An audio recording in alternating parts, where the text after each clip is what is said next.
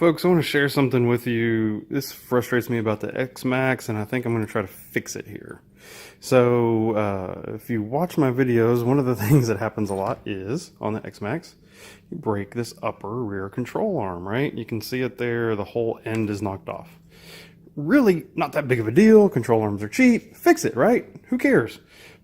But what ends up happening is what happens is this pin goes through, right? Those XMaxx owners that know, pin goes through, and then you end up with this, see if it'll focus.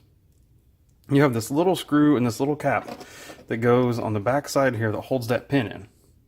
Well, what happens? You break this off, you lose the cap. And so then every time in order to fix your truck, you got to figure out like, all right, how do I get this cap?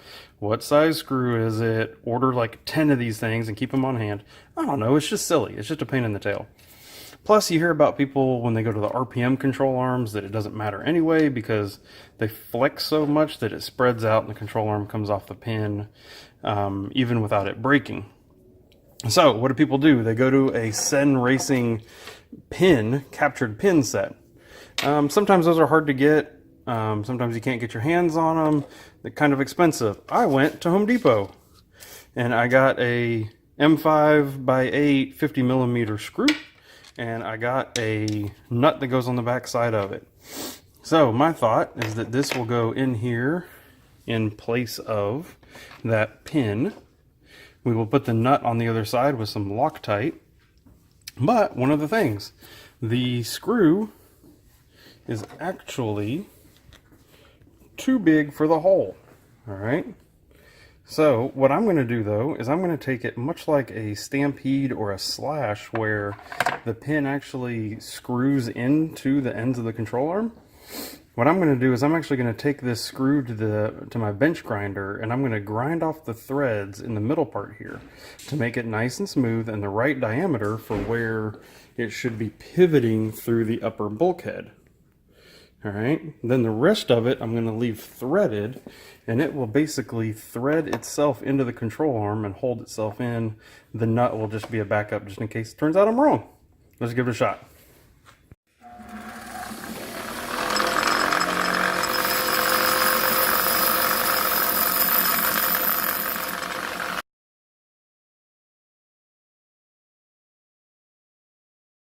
I wanted to show you guys this. So it works. It appears it is going to work. We will see. Of course, one thing to think about is right here in the middle, you have to screw through all of this because of the threads that are on it.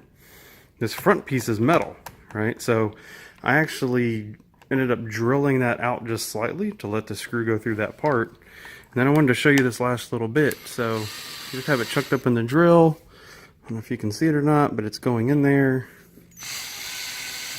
Screwing into both sides, coming out the other side of that control arm now. So that means we're going to have threads in this side of the control arm and threads in the other side of the control arm only when we're done. So it's almost, I'm going to leave a little bit of a gap because I have plenty of room. So then look, cap head sticking out of that side. Good luck coming off of there. Cap head with thread, or not cap head, but thread sticking through this side. I'm going to put the nut on there and move super free because the center part in there is where I ground off the threads. And so it's nice and free, but I'd be danged that control arm is not going to come out of there. This might just work. I got the shock out of the way just to make life a little bit easier so you can see it better. But there was just enough thread sticking out there where I could Loctite and put the nut on. But the other thing I thought about is I just tightened the nut up against the end of the control arm because since there's threads in the control arm, you just can tighten up against it instead of pulling on it. It works out great. So I'm going to do the other end out here. Same thing, folks. Same thing. I just ground off the center of that bolt right where it would go into this this hub. And then I just screwed the thing in. I didn't even open up this end. Like in theory, I should probably really be drilling that end out, but it's threaded in this part. It's ground down in this part, threaded in this part. So, hey, works. Free motion. We're gonna give it a shot. So next time you see, I'm going to probably drive this for a couple weeks, maybe a month, make sure it doesn't fall apart, and then I will post up the video.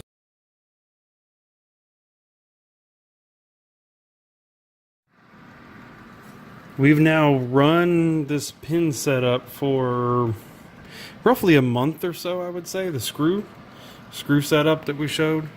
Here's the end result. What has happened is I hit something so hard that it pushed the bearing out of the end, destroyed the bearings in there, which is pretty common in an XMaxx, but hit something hard enough to do that. Both of these completely fine. Can't even tell that they were in an accident.